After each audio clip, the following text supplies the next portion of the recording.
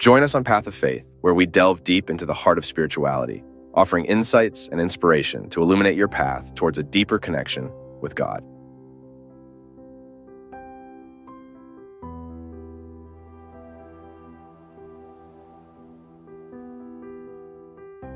Read the Bible, especially the New Testament.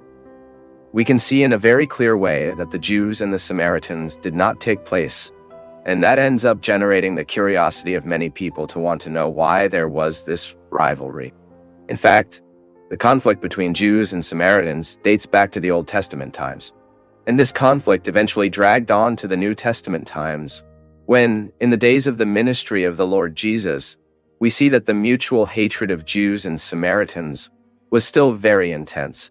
But so that we can better understand why the Jews did not take place with the Samaritans, we must first consider the historical context of the monarchy in Israel. After the death of King Solomon, the kingdom of Israel, formed by his 12 tribes, was divided into two parts, each with his own king. Over time, the northern part fixed its capital in Samaria, while the southern part continued to have Jerusalem as its political and religious capital as it had been established by King David. The two kingdoms, on several occasions, sinned against God, but the situation of the northern kingdom turned out to be even worse. The northern kingdom had a series of ungrateful kings who did what was badly before the Lord, and these kings led the people to a life of sin. That is why divine punishment, more extremely, first reached the northern kingdom, then to the southern kingdom. The northern kingdom was progressively taken by foreigners, and as soon as Samaria fell before the Assyrian Empire. And all this historical context explains the origin of the Samaritans as a people detested by the Jews. Okay, but the question here is why the Jews hated the Samaritans. Even before the division of the kingdom of Israel, there was already some rivalry among the Israeli tribes. But undoubtedly, Israel's division into two kingdoms and the subsequent fall of Samaria, which culminated in a miscegenation of its inhabitants, was the starting point of hatred between Jews and Samaritans, who extended for the following centuries. In this sense, we can indicate some factors that help explain why Jews did not take place with the Samaritans. Firstly, we can say that the Jews did not take place with the Samaritans because of their mix with other peoples. The Jews considered that the Samaritans had no pure blood. They were Israelites who mingled with other peoples, with other nations. This is because when Syria took Samaria, the Assyrian king deported many Israelites to other lands of his empire, and also imported people from other peoples subjugated by Syria to live in Samaria. And the Israelites who continued to live in Samaria then mingled with the foreigners and assimilating the customs of these peoples.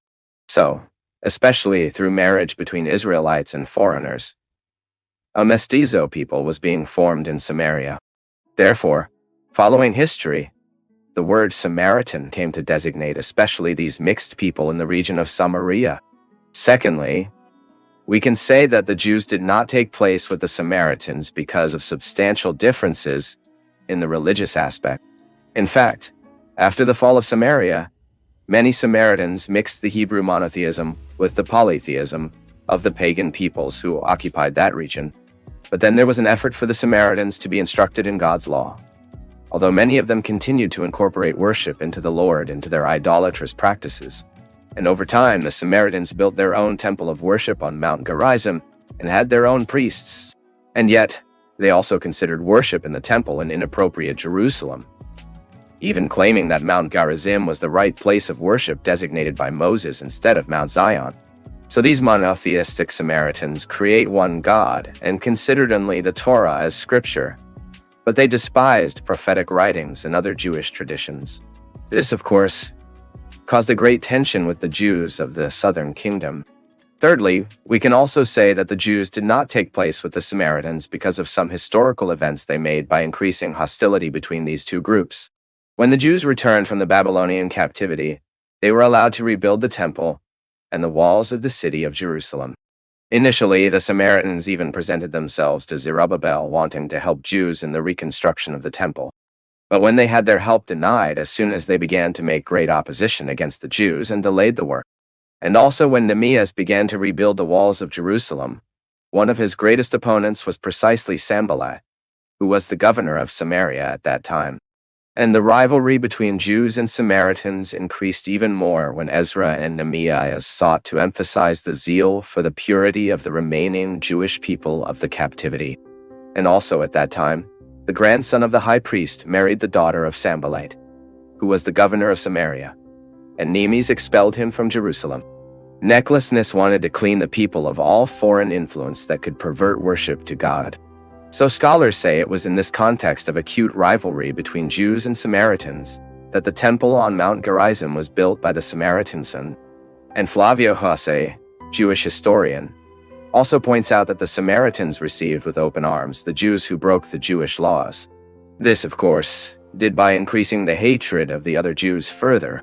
Joseph also writes that the Samaritans were self-interested because they approached the Jews in times of prosperity. But they moved away when the Jews were persecuted and even allied with the opponents of the Jews to harm them. And times later, one of the Maccabean governors was responsible for destroying the Samaritans' temple on Mount Gerizim. Then you see, right? The hatred was up there. And one episode that probably occurred between age 6 and 9 portrays the rivalry between Jews and Samaritans very well. It seems that a Samaritan entered the temple of Jerusalem and spread human bones to profane him. And in the days of the Lord Jesus, the Gospels show very clearly that the Jews did not really take place with the Samaritans. All that historical rivalry culminated in hostile behaviors on both sides. Even many godly Jews from Judea and Galilee preferred to adopt a larger route in a certain course just so as not to pass through the Samaritan territory and risk contaminating ceremonially because of heretic Samaritans. Look what, huh?